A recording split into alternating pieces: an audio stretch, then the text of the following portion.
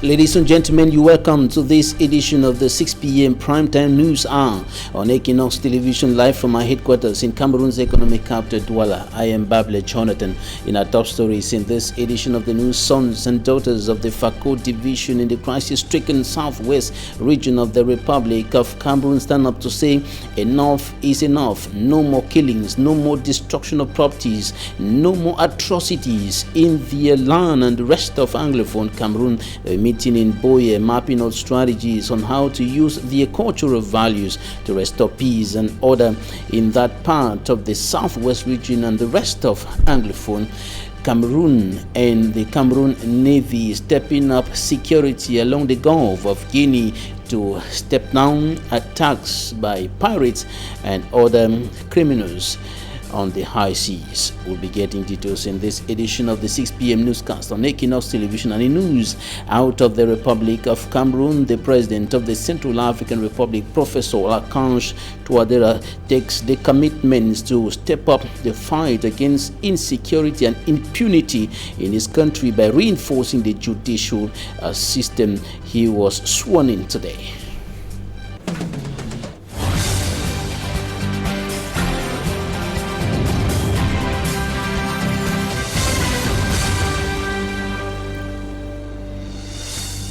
It's been 4 years and more of killings, destruction, and other atrocities being committed in the two English-speaking regions of the Republic of Cameroon, the northwest and southwest regions. The crisis, which started as a protest of teachers and lawyers, quickly degenerated into an armed conflict, and peace has been a rare commodity, so to speak, in several parts of those two English-speaking regions that have continued witnessing gun battles between security and defense forces, pro-independence fighters, and of course killings and destruction of properties have continued in those two regions, including abduction of persons.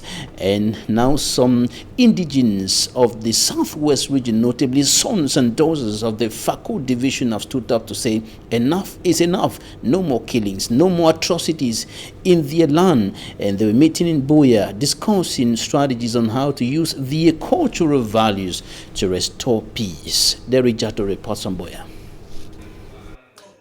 They say they are tired of seeing their own dying every day. We don't want to hear people dying, whether you are coming from. It's not good. It's not good. So we, in our own way, we are trying as much as possible to participate so that our brothers and sisters should not be killed by whosoever. Though most of them today live and work out of Fako division, but all of these members have once been here for education, reason why they have converged on Boya, one of the towns in Fako division that gave them their academic identity. And they came together for one thing, to promote who they are and pass this uniqueness down to their ideological successors. You saw in the General Assembly one of our resource persons, and the brother came out with a chart teaching the Bakuri language, which we have to use this chart to sensitize and to educate most of our kids who are in secondary schools, and high schools, and even universities. And to Gray Ekome Mwambo, the president of the association, the roadmap has already been drawn. We are going to create or redynamize these Fako Australian Union branches in our schools, from secondary schools to our universities. I don't want to say those associations don't exist any longer. They are there, but we need to give them a push. And the come together of Fako All Student Veteran also witnessed the amendment of their constitution. Pirates attacks have been recurrent in the Gulf of Guinea, and the Cameroonian Navy is now stepping up security along that area in order to curb, why not eradicate, the activities of criminals on the high seas. And of course, this follows an operation carried out by the Navy forces from member countries of the Gulf of Guinea. For me, I'm Strong Sander, France in details. Ship.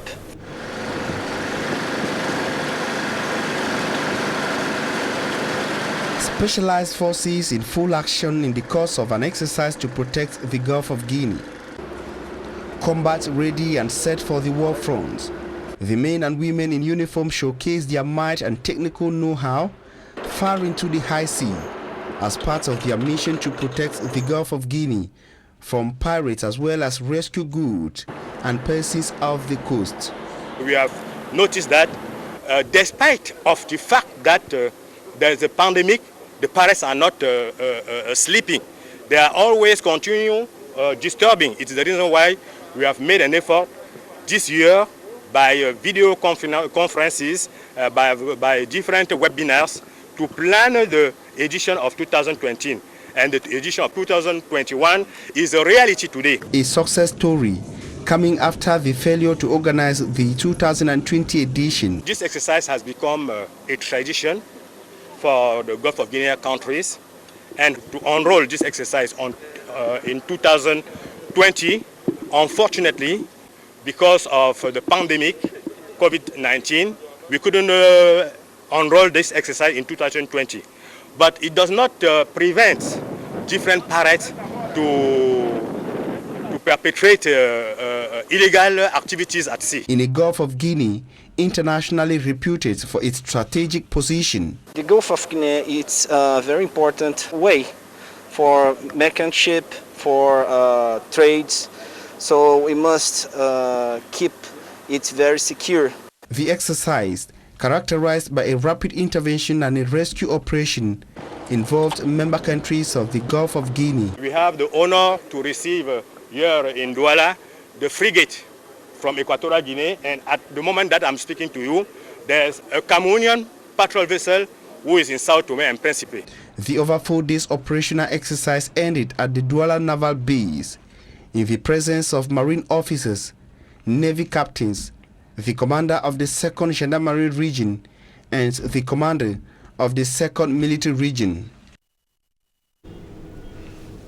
An information from the International Maritime Bureau indicates that the Gulf of Guinea records the highest number of pirate attacks, 130.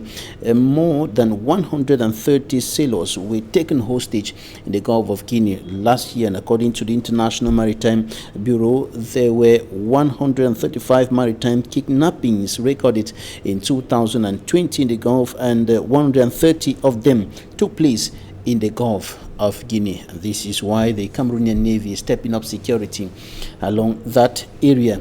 Now to Konsamba in the Mongo Division, littoral region of the Republic of Cameroon. Inhabitants are saying that the operation the Keep Clean operation launched by the city mayor Ndoki Epo Frederick won't be a success if burning social issues disturbing them are not solved. According to the inhabitants, the forceful eviction plan by the city mayor is not going to work if adequate measures are not taken to ensure that it does not provoke an uprising in the town.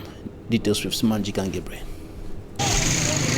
The city mayor of Konsamba has launched a campaign to keep his town clean. According to him, for the fight to be a success, persons selling by the roadside will see their structures demolished. Unfortunately, the move of the city mayor hasn't been welcomed by the inhabitants of Konsamba, as a car which was about to be taken away by the city council police met with stiff resistance from the population.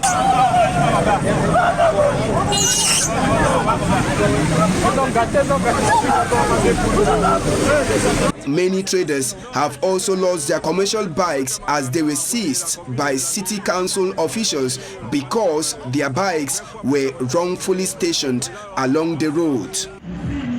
We are in a central town by the roadside, and the best way to monitor our bikes was to park them close to us. We were not even warned not to park them, and we are asked to pay 14,000 francs CFA to get it.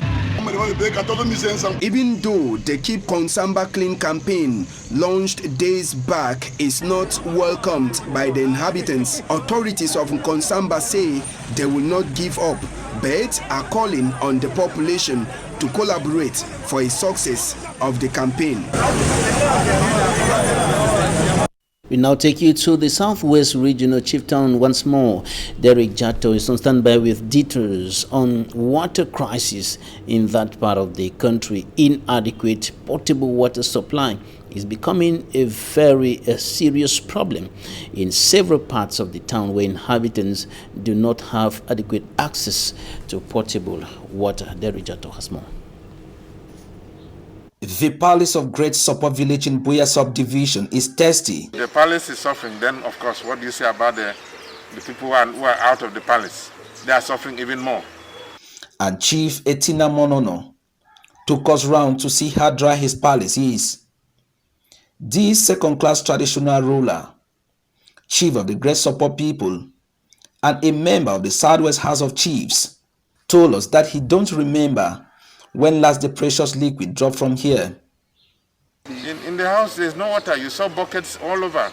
Great Support, Boya Town, Moliko, everywhere.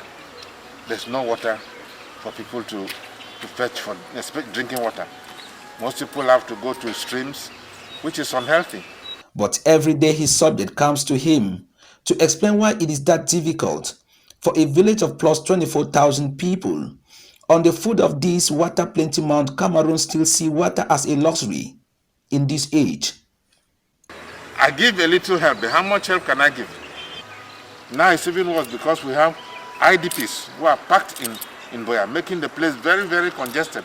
And for those in charge, if the water distribution job is more than them, they should be honest to tell the Cameroon government to look for another solution. The way with this company now they work, if they no see the no work, make them give up, make government take another company for can help with the poor, the people of Fako and the whole of Southwest region. And to his elite, effort must be harnessed now, not later. I am calling on all the elites of Fako, all the elites of the Southwest to come on board. We have our able parliamentarian, the young Malumba Esembe, Senator Mbelamoki. They should liaise with all the chiefs. Madame Bifaka, who is our Vice President of the National Assembly from this area. All of us should put our voice to say that water is life, and in Boya there is no water. And as a member of the Southwest House of Chiefs, water should be top on the agenda when the regional council swing into action. Me, as a member of the House of Chiefs, we are going to push this sort of problem because that is why we are there to bring administration nearer the people and make sure that the people feel fine. Great Support Village, as the name goes, is the biggest village in Buya subdivision in terms of population and the largest in terms of surface area.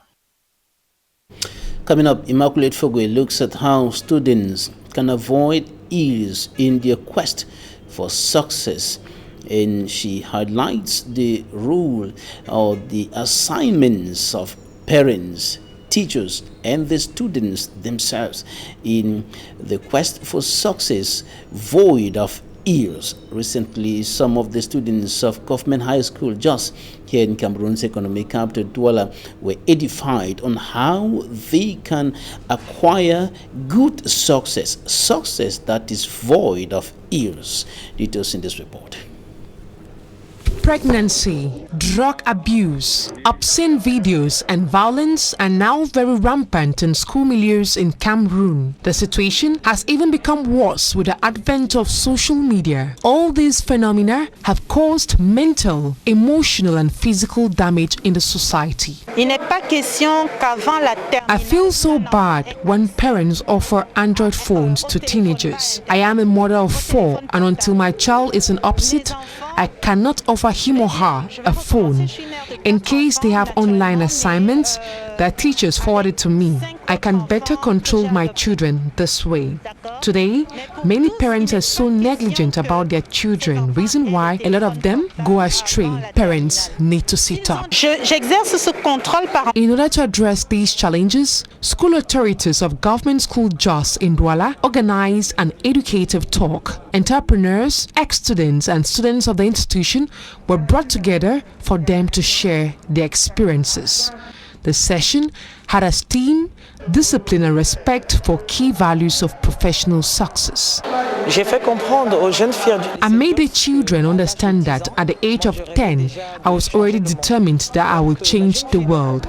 All they need to do is identify their potentials because it will help them obtain better opportunities. I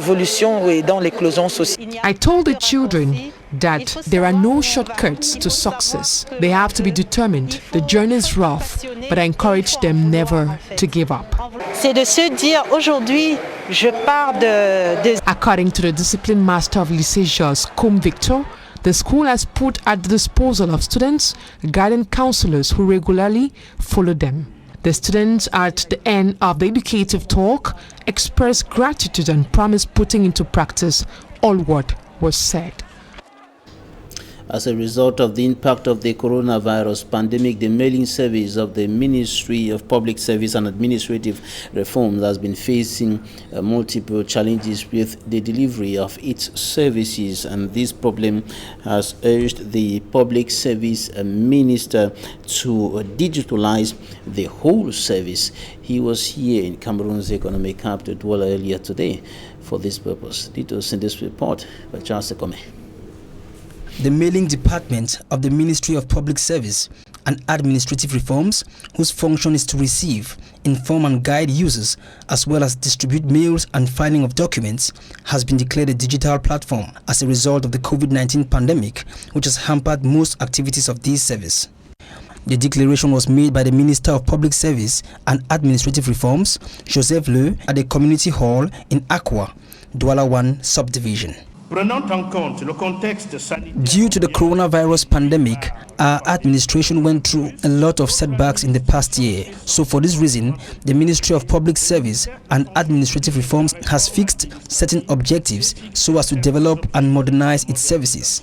Furthermore, the ministry has envisaged to develop the flow of information and the process for the elaboration of documents for its users. It is therefore primordial for us to introduce a telecommunications service provider for our users.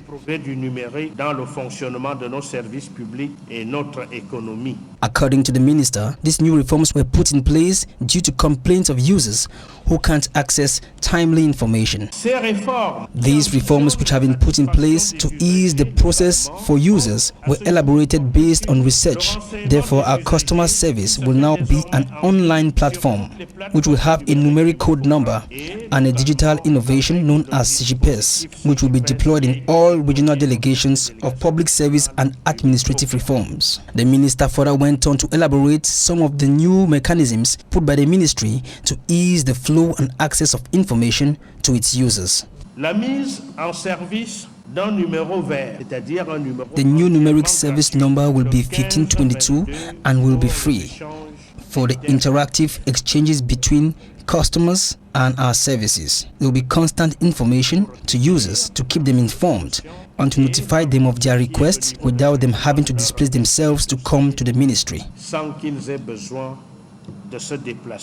With all these measures put in place, the expected output will be to decongest the notification office by effectively implementing digitalization, simplification of information, and notification procedures, which is the central priority of the ministry. Out of Cameroon, after paying homage to the founding father of the Central African Republic, Barthélemy Boganda, the country's president, Professor Archange Touadéra, has been sworn in as president of that country. And of course, Faustin Archange Touadéra was sworn in earlier today after emerging winner of the December 27, 2020 presidential election, according to results made public by the Independent Electoral Commission and confirmed by the country's highest judicial institution. Mr. Touadéra, a former mathematics professor, obtained 53.16% of the vote cast during the first round of the election, and during his inaugural speech he committed himself, or he took the commitment to step up the fight against insecurity in his country as well as impunity. and he was sworn in today after he and his collaborators and the entire Central African people paid homage to the founding president of that country, Barthélemy Bowanda. That was yesterday, and now he has ahead of him the huge task of fighting militias, and there are many difficulties that lie ahead of the president, Faustin Archange Touadéra, and the most urgent issue is to deal with the militias, indisciplined soldiers and armed vigilante groups in the country. And he has promised to reinforce the judicial institution, the judicial system of the country, to fight against impunity and of course to work for the well-being and growth of the Central African Republic and her people. That's it for the first part of this newscast. Talking Point is up next.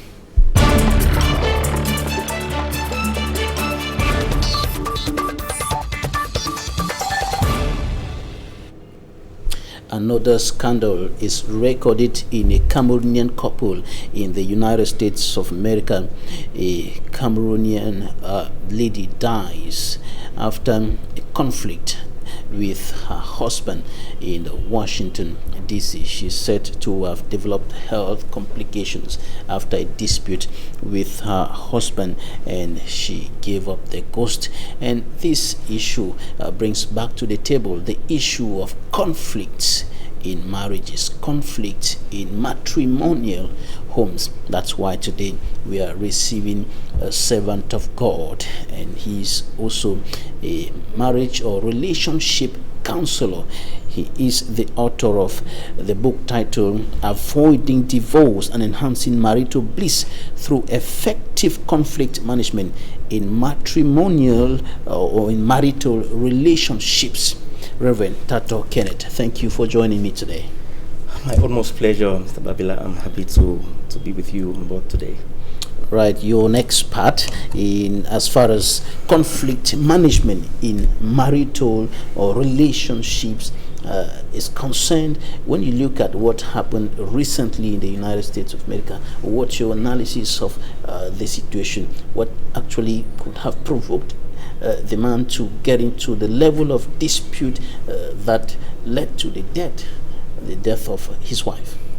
Actually, it's actually so heart-wrenching to come to terms with the fact that another couple has gone into conflict that has led to loss of life after the scenario of Chris and Anita Kam in 2020 June. So it's so heart-wrenching to know that people have not been able to control themselves to the point that when there is conflict, it leads to this. I think at the center of conflict that escalates and alarms to the level where life is lost is lack of self-control. Yeah, because conflict is an integral part of human relationships. When two persons or more are functioning together as social beings, the tendency is that there's going to be conflict. But then, when conflicts arise and people cannot manage themselves in order to manage the conflict, it is going to escalate, and the tendency will be this sad situation, which life is lost, which we are very sad about it, and we pray that we who are left behind, we take this as a very, very big lesson. All right, just going back to the roots, what are the causes of conflicts in matrimonial relations or marital relations? Yeah, I think basically, as I've said, conflict is supposed to be an integral part of social relationships.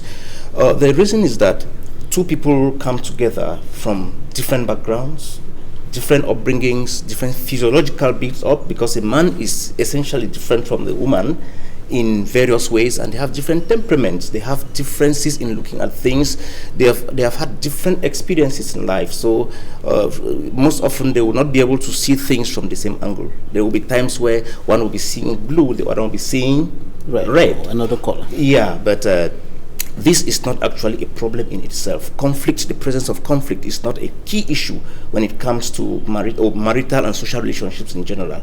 The major issue is the management of conflict. Yeah, it is possible to mitigate, to reduce the level of conflict that can, be present in a relationship. But to say we will eradicate it 100% is not possible.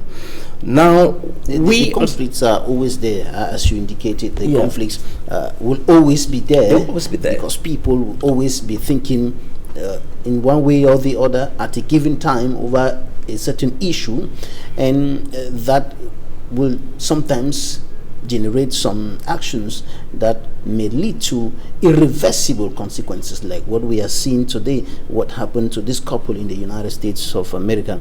But there is an issue about provoking the conflict. There's an issue about how the conflict gets to manifest itself, and sometimes there are issues of communication. Exactly. Communication is a is a central concept when it comes to conflict management, both prevention and conflict curative measures. Communication, because most often you must understand that you can't read the mind of someone successfully all the time. There are times you can predict and think that this person, but when you go into when somebody expresses himself wrongly, there is tendency that conflict will arise, because if you think this cup should be here and I think it should be the other way, the way I express it to you, the way I communicate my viewpoint to you, will determine whether conflict is going to surge or not. And the way you react to me, and that is why when I'm talking about conflict, I always say reaction in social relationships matters more than the action. So if I communicate wrongly and you in turn communicate in the right way, we'll be able to sort things out. But if I communicate and your own reaction also is that violent, the tendency is that we will not be able to find common ground to bring down the conflict. So as you say, communication is actually a central point. Communication being that if you are violent in your approach, or if you are too predictive in your approach, because there are some people who function in social relationships like soothsayers. They are always wanting to read somebody's mind, while some function like archaeologists. They always want to go back to the background and resurrect issues that had been sorted long ago and supposedly classified, supposedly filed. They go back to resurrect them and bring them again to interpolate them into present context, which is not always the best approach when it comes to the management of conflict. Maybe to break what you're saying down to a lower level, an example, like I say something, maybe I've spoken 2 words, and out of the 2 words a whole book is developed. And what I did not say is included. Is included in what you are trying to bring forth. And most often when such people do such, it will be difficult to function only with the present. They will go and say and bring things that had been, maybe you people set and settled them long ago, some 3 years back, that you remember on the 3rd of June 2017 you said this. They bring it into the present context, and at times as you behave now, I'm sure in the next 3 years you will still do the same thing, and at the end of it all, you see the thing becomes more rumbled up than it's normally supposed to be. So I think communication, as you said, if people can learn how to address facts and not address persons during conflict, it is going to go a long way to help them in managing conflict. All right. There are also issues, of course, of money that is always there. You're not transparent. That is another area of conflict. I would like to classify that under selfishness, because if 2 people, for instance, have become a couple, normally there is supposed to be that level of transparency. As you say, there's supposed to be some transparency between the 2 of them. But now when someone begins to build a personal empire in the background, you buy land and keep for yourself, not for the common good of the relationship any longer.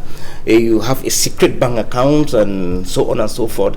I think the natural tendency of the human beings is that nobody likes to be cheated. I think not you, because me, I don't like to be cheated. When I discover that somebody is coming across as if I'm being cheated, there's resentment. It will be, in fact, it's natural that resentment will be built. So when people begin to manifest selfishness in relationships, the tendency will be that the other person will want to revenge. The person will come across with that kind of anger to face the situation. So management of finances will be a cause of conflict when there is exaggeration, there is extravagance. You spend too much, or you are not transparent, you are dishonest with finances. It is going to cause conflict, because no one in the relationship will want to be taken advantage of. What about issues of service team? like the Bible says the woman should submit, and then the husband should love the wife. But this submission sometimes is interpreted as some sort of subjugation, and then you become like the boss, or the guy who is always dictating on the wife because she has to submit. Yeah, that is a key issue, because in marriage there is what you call role relationship. Everyone has to understand his or her role and see to what extent you play a role efficiently and effectively, so that your wing does not leak, as they say in football. They say a leakage in your wing. What you're saying is very pertinent, Babila. There is a problem when it comes to submission. There are times, if there is no close balance between the two concepts, the concept of love and submission in marriage, there is going to be problems. Some men think the submission of their wives is a weakness for them to exploit, which is very wrong. While some women think if they submit, they will be looked upon as if they are second-class citizens. So at the end of it all, the way the man is configured to be, he doesn't want somebody who will compete with him. That's the ego of the man. I also encourage women that play with men in many other areas, but when it comes to their ego, try as much as possible not to step your bounds into their ego. That is how the man is configured to be. He wants to be the head, and it's to be so. He was already made the head by God. Exactly. So he wants to be recognized as such. So when you want to begin to step into his ego, there is going to be resentment from his angle, and when there is resentment, there will be trouble. Now, some people used to say, if my husband, there's some ladies, they say, if my husband loves me, I will submit, and the men say, if she submits to me, I will love her. So there is always that conflict. But I want to say, all the men, they may not be very happy with what I want to say, but the burden of that particular formula lies on the man. You have to love first, because when you look at the typology in the book of Ephesians that the Bible gives, the first person who is supposed to make a step is the man, who is supposed to love first in order to trigger the submission of the woman, because Jesus loved the church first before the church was requested to submit to him. So, but essentially, I think if everyone learns to play his role well, it's going to solve some things by default. The challenge comes in when a woman wants to be dragging. So, and no man would like to function with a fellow man. If you want to enjoy your husband, be his wife, and being the wife is incarnated in submission. What can possibly push a man to the point of beating his wife, sometimes his pregnant wife, to the point of death? That is, in fact, that is animosity. I remember one of the servants of God I respect a lot. He has said it as a rule that within his church setting, if you as a man beat up your wife, the other men are going to join to beat you up. They are going to join to beat you up. In fact, it is wrong for a man to raise his hand on his wife, whether pregnant or not pregnant. It is not a good thing to do. There are other ways you can pass across your disgruntlement. If you are not happy with one thing or the other your wife has done, you can always pass it across in another way.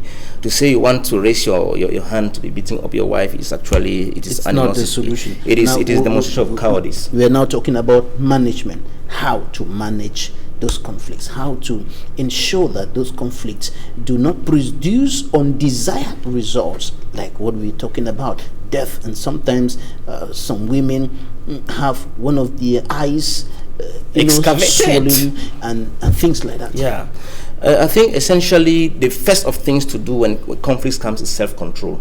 When you can control yourself when something comes up, when a conflict arises, self-control is a key factor, because if you don't control yourself, your inner man can be animated by bitterness, by frustration, and you end up doing things that at the end of it all you sit and am I the one who did this?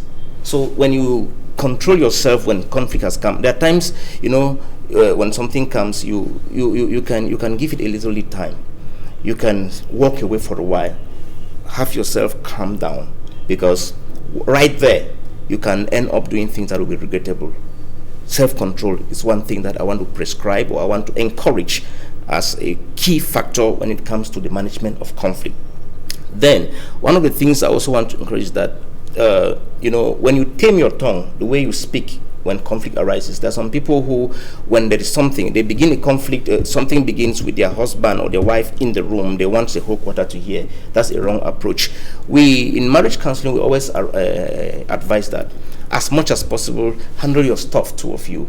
If it goes worse, before you can look for an objective third party. Because there are some people who come into the conflict just to fan it up, rather. So it is good to get an objective third party who will be able to come and not take sides. Because there are some people who will, like the woman runs to her mother, the majority of the cases with that, the mother will want to come and take sides with the daughter. Motherly instinct. Yeah, you want to take sides with the daughter and so on. So it is better for you to get, if there must be a third party, it should be an objective third party who will come into, not to fan or to come and be biased, and at the end of it all causing, the thing to rather move further than it was supposed to move. Then when it comes to management of conflict, again, one thing we encourage people to do is that be conscious of the cost dimension of conflict management or of reconciliation. Reconciliation is costly in many instances, but it's not overpriced. I want to break down what I'm saying. There are moments that you will have an explicit cost. It may even take finances. It may take material worth for conflict to be dissolved. For instance, your wife has mismanaged $1 million. At times you think within you, is she worth $1 million? Should I get beating her because of $1 million? No. So that is the cost dimension, explicit cost. Then at another point, the cost may be implicit in terms of your self-ego. At times, climb down from that high horse.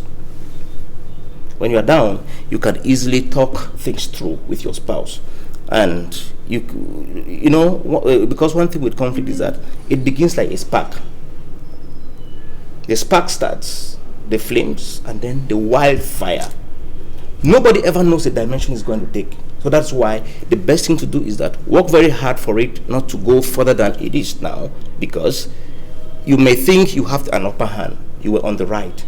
And by the way, nobody is ever 100% right, or nobody shares 100% of the blame when it comes to conflict. So when you look at how to quench it at its infancy, it helps a lot. And it is not always just easy, it is always costly, implicit and explicit cost. So in other words, it's not about I'm right or you're right, it's about quenching the conflict. Quenching the conflict, because being right at the end of the day may end up, the damage may end up coming weighing so much on you, though you were right. Let me take, for instance, I'm wanting to take it to an extreme. Let's say the conflict that started and you were on the right, to an extent on the right, and you people ended up in a fight, and your wife speaks her her high heel, and one of your eyes is extracted with it. You're right, or you're being right to whatever extent, will not replace the eye that has come out. So nobody ever knows the dimension that conflict is going to take. So it is always good that when it starts, do all, both of you, to kill it at its infancy. And it is often said that prevention is better than cure. So now, preventing it from getting to the level where it will be difficult to control or repair some of the damages is good, but I think it's much more better to prevent the occurrence of conflict. So how to prevent that?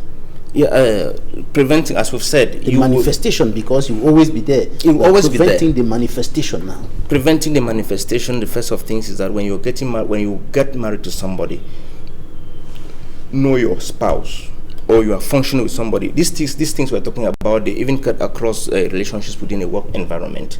They cut across relationships within a church environment.